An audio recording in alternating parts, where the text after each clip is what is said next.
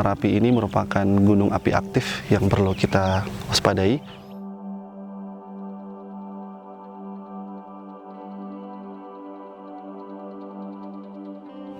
Banyak pemantauan yang sudah dilakukan oleh badan-badan atau lembaga-lembaga pemerintah. Saat ini kajian di geodesi sudah mulai memasuki tahap untuk bisa memodelkan bagaimana proses terjadinya gunung api.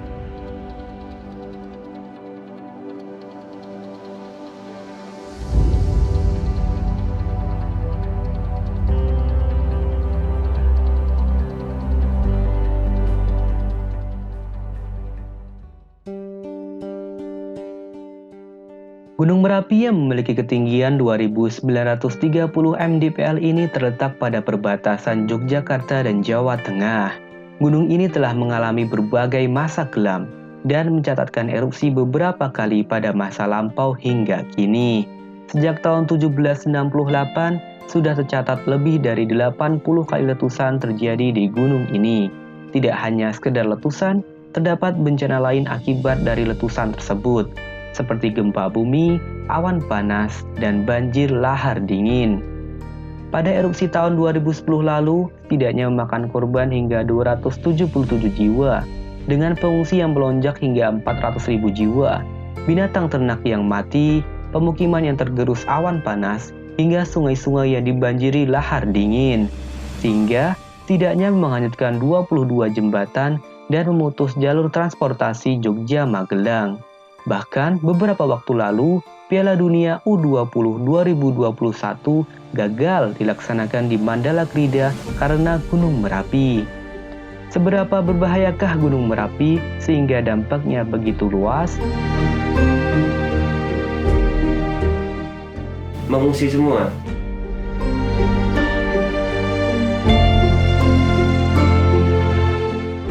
Ya takutnya kalau meletus nanti sampai Jogja. Udah gempa gede, Merapi gede, kan ketakutan semuanya. Api sudah asap tebal banget itu. Asap tebal tuh udah dari pengungsian turun lagi.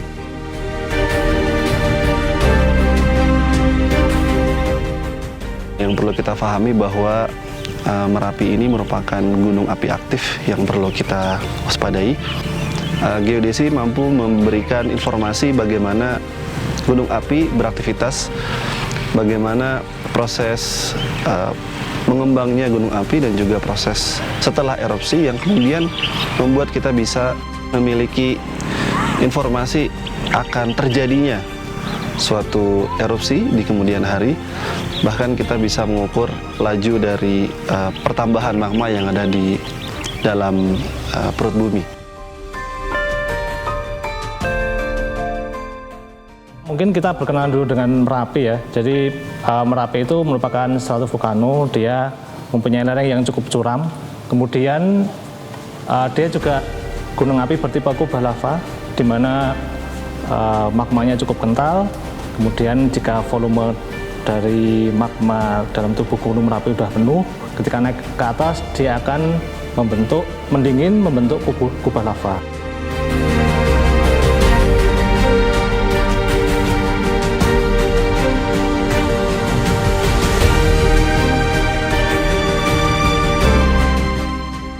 Proses erupsi gunung api itu tuh selalu di-trigger oleh ketidakstabilan magma chamber atau dapur magma yang ada di perut bumi. Jadi ketika ada proses yang memicu ketidakstabilan dapur magma, maka magma itu akan erupsi. Nah, ketidakstabilannya itu bisa disebabkan oleh proses yang terjadi di atas dapur magma, pada dapur magma maupun di bawah dapur magma.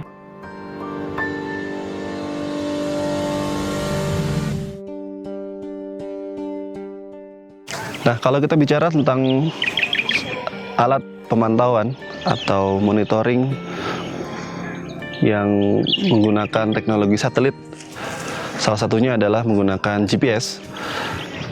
Kita bisa menanam GPS ini di beberapa titik yang kita tentukan, biasanya tersebar begitu di sekitar gunung api, bahkan kita bisa mengukurnya di puncak gunung apinya. Dari situ kita mengetahui deformasi dari gunung api secara horizontal dan vertikal. Deformasi ini yang kemudian membuat kita memiliki model bagaimana proses gunung api tersebut, sehingga kita bisa memahami kira-kira arah dari letusan atau erupsi, kemudian juga besarannya bisa kita tentukan terjadinya, sehingga nanti kita bisa melakukan mitigasi lebih awal. Kita bisa melakukan kesiapsiagaan sehingga mitigasi bencana erupsi Merapi bisa kita minimalisasi. Merapi sendiri itu memiliki beberapa tipe erupsi. Ya, yang besar seperti yang kita jumpai di tahun 2010 kemarin, itu yang disebut dengan tipe vulkanian. Itu karena dia kolomnya tinggi. Tapi ada lagi kita mengenali tipe Merapi, yang tipe yang menjadi ciri khasnya Merapi yaitu dome collapse yang disertai oleh letusan eksplosif. Metode yang lain yang memungkinkan kita untuk bisa mengamati, melakukan monitoring dari jarak jauh adalah kita melakukan teknik foto menggunakan drone atau UAV. Nah, UAV ini diterbangkan di atas Gunung Merapi yang kemudian mampu membuat perubahan deformasi atau perubahan permukaan gunung berapi, perubahan morfologi dari gunung api yang kemudian kalau kita bandingkan dari waktu ke waktu maka akan ada perubahan, dan perubahan ini yang sebetulnya menjadi indikasi atau sinyal proses erupsi di kemudian hari. Apakah akan ke timur ataukah akan ke barat, ataukah menyebar ke seluruh arah. Ini bisa kita ketahui dari salah satunya adalah pemantauan geodesi.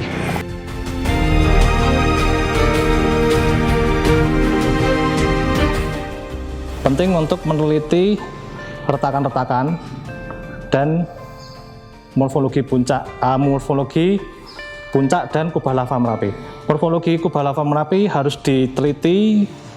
Kenapa? Karena kadang-kadang sisi-sisinya bisa seperti tadi oversteepening atau sangat curam, menjadi sangat curam karena magma terus mendorong kubah lava semakin mengembang. Nah, sisi-sisi sini semakin curam kemudian bisa longsor seperti itu.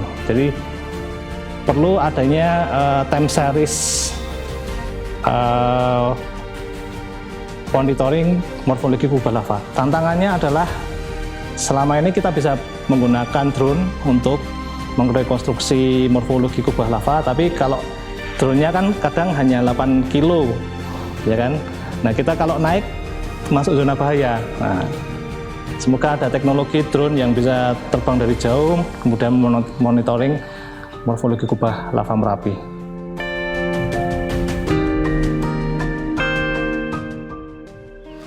Salah satu kejadian erupsi yang mendadak seperti di New Zealand tahun 2019 itu menjadi hal yang perlu kita khawatirkan, termasuk di Gunung Api Merapi ini. Yang perlu kita lakukan adalah kita melakukan pemantauan secara terus-menerus atau continuous, dan itu pun bisa dilakukan oleh GPS. Baik GPS maupun IDM mampu melakukan pemantauan atau monitoring secara terus-menerus atau kontinu. Salah satunya misalnya dengan GPS kita bisa melakukan menggabungkan banyak sistem, baik itu sistem receiver atau pemancar, penerima, kemudian data masuk ke dalam sistem komputer kita atau server yang kemudian kita olah sehingga kita bisa mendapatkan perubahan dari waktu ke waktu dengan satuan detik. Dan ini akan sangat bermanfaat sekali bagi pemerintah daerah, bagi masyarakat, sehingga saat ada perubahan tiba-tiba, baik itu secara horizontal maupun vertikal atau secara 3 dimensi, kita dapat memberikan peringatan dini kepada warga di sekitar Merapi, dan akhirnya mereka punya waktu untuk evakuasi, dan waktu-waktu genting ini menjadi sangat penting yang bisa jadi menyelamatkan banyak orang. Untuk masyarakat sekitar dalam hal mitigasi yang pernah kami lakukan adalah jangan menganggap remeh ketika lokasi kita itu masih di dalam zona bahaya dan terutama di sekitar lembah. Jadi dulu Ada anggapan bahwasanya kalaupun Merapi itu erupsi hanya akan berada di lembah sungai. Tapi perlu diperhatikan juga awannya atau abu yang panas dan itu bisa merentang hingga 100 hingga 200 meter dari lembah sungai, itu juga masih panas dengan temperatur yang bisa membunuh. Jadi ada 100-200, belum lagi gas vulkaniknya, pasti sulfurnya tinggi, CO2-nya juga ada, panas, temperatur tinggi, maka ya chance-nya untuk kita selamat ya hanya dengan evakuasi. Kita harus berdasarkan scientific, jadi scientific base. Jangan percaya hoax, karena di era sekarang ini banyak sekali hoax. Jangan percaya kalau Merapi meletus, tiba-tiba yang dishare adalah letusan Sinabung misalkan, karena keduanya mirip, menghasilkan awan panas kadang-kadang. Jadi jangan percaya hoax, ikuti rekomendasi dari BPPTKG, karena di sana juga ada alat monitoring, ada saintisnya juga di sana. Jadi ikuti arahan dari instansi resmi BPPTKG.